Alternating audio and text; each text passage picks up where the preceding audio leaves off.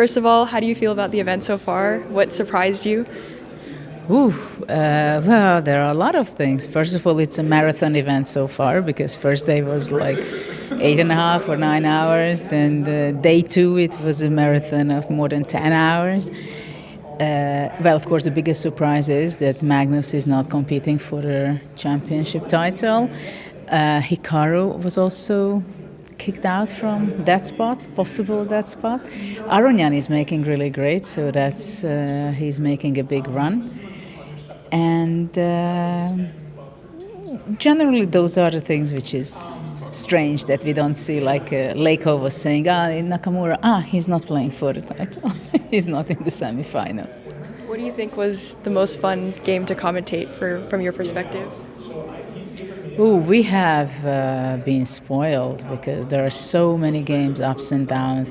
First of all, we cannot know if it's really going to be a win who is completely winning or a draw because they are in the last second when they are on their 2 seconds or even 10 seconds when they are really playing on seconds. It's extremely difficult for even the best players in the world to keep it all the way. Like, the heartbreaking was for what Hikaru was doing when in the second game he couldn't make it a draw.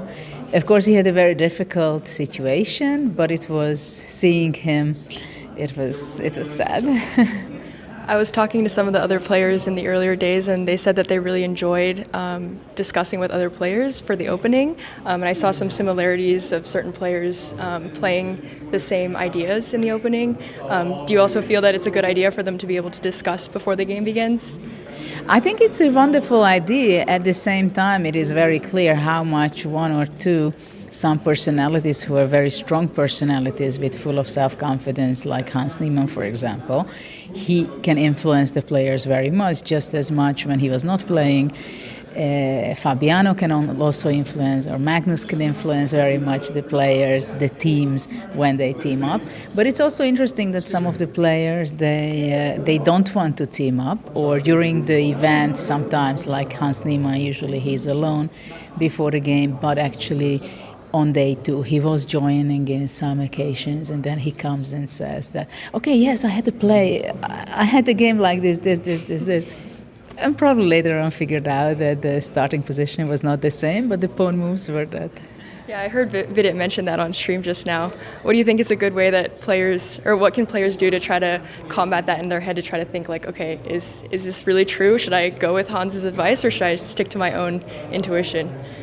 Generally, I think the best is the most professional is to well, you can go on your own, that I completely understand as well, but it's also sensible to go to listen some of the key players who have a lot of experience already, get the information, and then, especially in the 30 minutes games, you sit down and you try to filter it and try to get an understanding on your own, and then you make your own decision. Okay. Last question, who do you think is going to win it all?